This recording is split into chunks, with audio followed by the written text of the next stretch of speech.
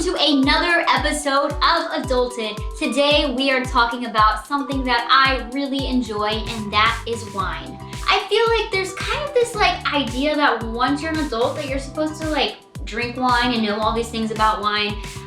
So we're gonna talk more about that today. We're gonna be hanging out with my friend Rydel, and she is not huge on wine, but I'm excited to see if we can change that. To help us with that, our expert for today is Ryan, who is the beverage director of Sprout LA. Let's get started.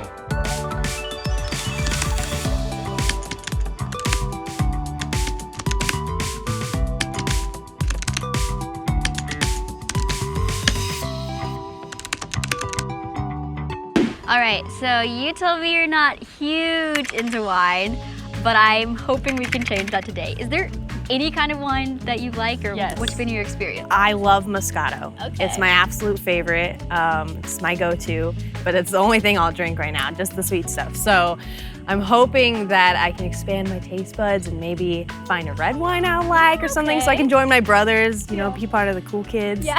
So when you go out to dinner, you can impress them. Yeah. You can be like, yes, I'll have this nice red wine right here, fancy. Okay, well hopefully Ryan can help you out with that today. Speaking of, looks like Ryan's here. Let's go meet him. Hi. Hi, how are you? Nice to meet you, Ryan. Nice to meet you. Absolutely, Ryan. Rydel. Nice to meet you. Nice to meet you. All right, we're excited to learn about some wine. I'm excited to teach you about some wines. Well, let me go grab the stuff and let's get going. Cool, sounds great. All right, Ryan, I already know Right. this is gonna be my favorite episode This is to a good date. episode. When is drinking not a good episode? All right. My first question for you, the glasses. Yeah. There's always so many different types of wine glasses that you see when you go to the store. Is there specific ones you want to use for specific wines? Of course. Well, I have two answers for that. Yes, they do make specific wines for specific varietals that are kind of varietal designate glasses that will make the wine smell like the winemaker wants you to smell it. Wine flutes are tulip-shaped for a reason. They focus bouquets and aromas to a particular apex point inside the glass. That glass is about an inch below the surface of the rim. So when you start smelling wine, you really want to get your nose inside the glass. And it seems silly, you're like, We're gonna no, be doing that but today. to get a concentrated smell, to get the right bouquet off that particular wine, you really want to get inside the glass. All right, Tangent Sauvignon Blanc out of the Central Coast. Sauvignon Blanc literally translates to the savage grape, called savage grape for a reason, because it has a raciness to it, a brightness to it, a bright acid. Savage grape. The savage grape. I'm really glad I know Savage that. grape. Sauvignon Blanc. Let's go ahead and try it. Do I need to hold the glass a certain way, or? There's no wrong way to hold a wine glass. It's a glass just full of drink. That's good to know. It takes the pressure off a little bit. Yeah. To be technically correct, you hold it by the stem, because if your hand were to touch it, you're gonna warm the wine with your hand, and you wanna keep it at cool temperature. So when you first taste the wine, I'll make it really simple. A lot of people feel uncomfortable swirling because they're like, I'm gonna get it everywhere. So the easiest way to do is hold it against kind of a flat back and slowly spin it inside the glass. And this will help because no matter how fast you go, it won't come out of the glass. Really? It will not. Oh. Now what we're doing here is we're oxidating the wine. We're allowing as much oxygen as possible to touch as much of the surface of the wine to allow those bouquets and aromas to kind of open up. Now we're gonna smell it. Now, like I said, get your nose inside the glass. Okay. You'll even see some sommeliers and stuff like that start turning the glass to get more of a concentration on it. And this is the best part, you can't be wrong. Whatever you smell, scientifically, is what you smell. Oh, yeah. So whenever people are like, I'm getting hints of this or that, it can be different for... And pull it from your life, pull it from things that you know. So think about fruit. Think about all the different fruits that you might smell. Think about herbs. I get a little, maybe some apple in there. Yeah, apple, but you can smell kind of the citrus, the apple, the maybe New Year's pear, maybe some grapefruit or... Yeah. Now, when you sip the wine, keep in mind, 70% of the flavor of the wine is coming through your nose. So that's the most important thing. You actually don't really taste a whole lot. Of what you taste when you drink wine, 10% is what the aesthetic, what the wine looks like. 20% is what you taste on the tongue and different parts of your tongue. And then everything else is based on your scent. Yeah, cheers, guys. Cheers. Let's not forget that, the most important part. Is there a specific way we want to sip this? No, just fill your palate with a good amount of juice. Don't necessarily need to swish it around or treat it like mouthwash. But allow the wine to kind of open up inside your mouth. You're also going to be tasting a lot of those flavors from the back end of your palate. All right, now you taste sweetness on the tips, bitters on the sides, and more tertiary notes towards the back of the palate, more bitter notes. Keep smelling while you're drinking. Okay. It's gonna help it. Here we go. Okay. It's a little more bitter than I thought it'd A be. little bitter. Yeah. I didn't mind it. Hey, we're already We're making on the right progress. track. Is white wine made from white grapes and red wine from red grapes? That is actually a really good question. No, sometimes you can have white wine from red grapes. It's harder to have red wine from white grapes. Right. But no, in fact, if you ever see on champagne bottles, wines that say Blanc de Blanc or Blanc de Noir, that if it says Blanc de Noir, it's white wine from red grapes, and Blanc de Blanc is white wine from white grapes. So that's what they designate between the different varietals that go into champagne, which is Pinot Noir, Pinot Meunier, and Chardonnay. So you obviously know a lot about wine. Where did you learn all of this? Like, where did your journey begin? Working in restaurants, actually, in college and stuff like that. Was studying botany and chemistry at the time, thinking I was going to go into whiskey making, and ended up going into winemaking. I joined a group and started studying viticulture and enology. And soon after that, I went through and got my doctorate in viticulture and enology, and then worked through restaurants as a sommelier, working up through the somm courses with the Quarter Master sommeliers. Amazing. So we should be calling you Dr. Ryan then. It's a Apparently PhD. I can't save your life. I can save your life. I'll save your life through Yeah. wine. But yeah. So I'm gonna show you something really cool. So you know the acid that you're tasting, kind of citrusy, kind of appley. I want to show you something. Take a sip of the wine, kind of get a familiar sense about it, about your palate. Okay. Then eat the cheese. Let the cheese coat your entire palate, and then go back and sip the wine again. Okay. Whoa. It felt like smoother It's like going down, like flat less. So what happens, or what just happened, is the acid inside the wine, the volatile acids inside the wine, attach themselves to the proteins inside the cheese and allowed the fruit to kind of show through a little bit more.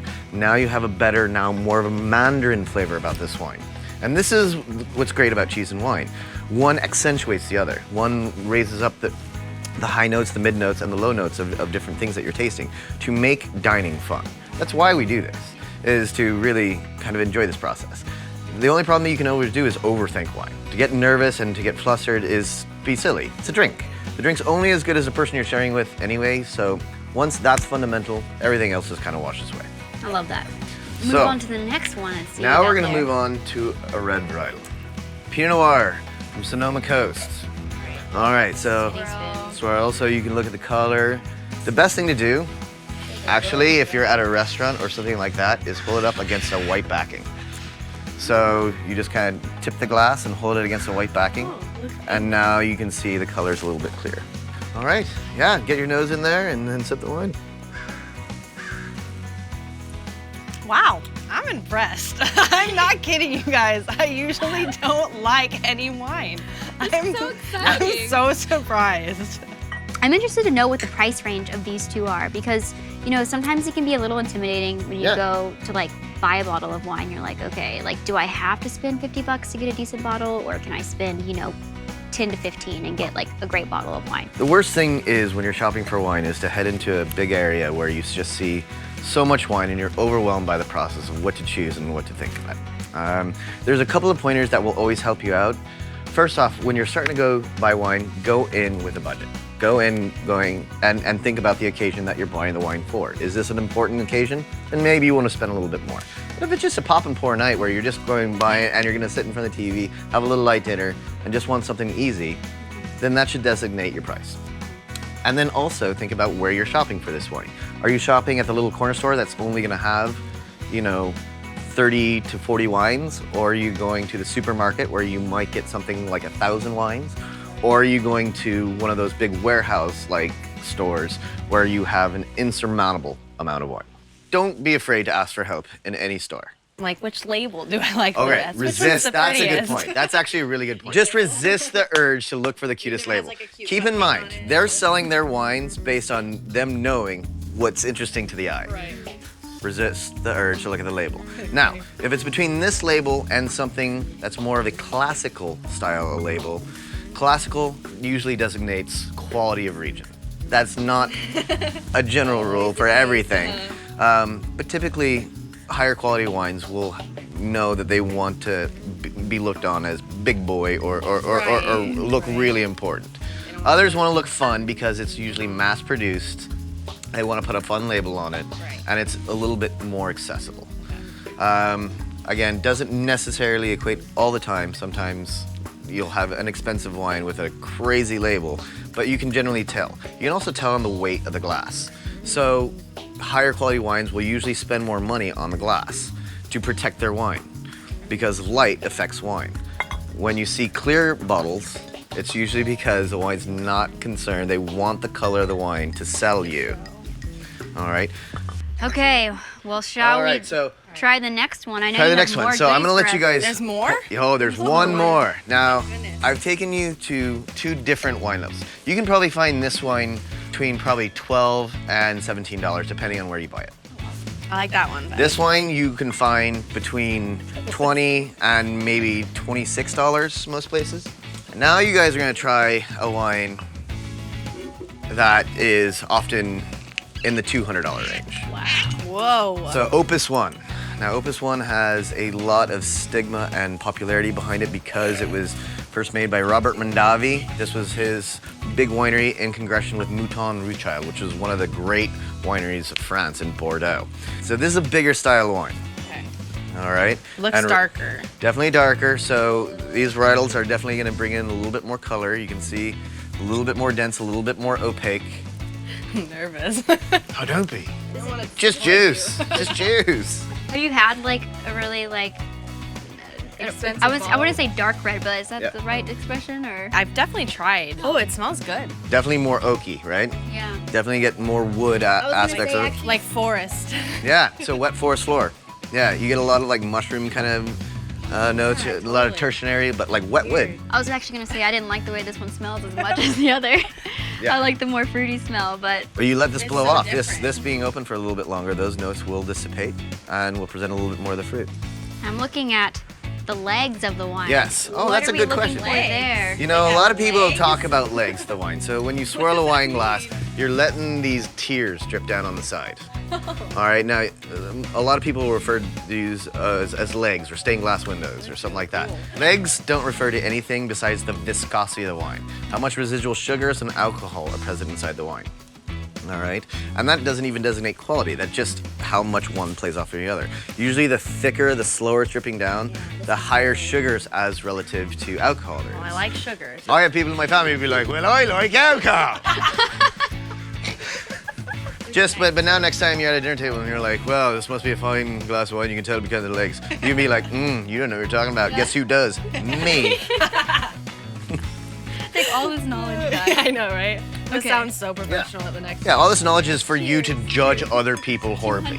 Yeah, base glass witnesses. Cheers. $200 bottle of wine. Gotta make Yes. eye contact when you cheers. That's the thing. I know. Oh, you've met my grandmother. Good. I'm so glad you guys are in contact.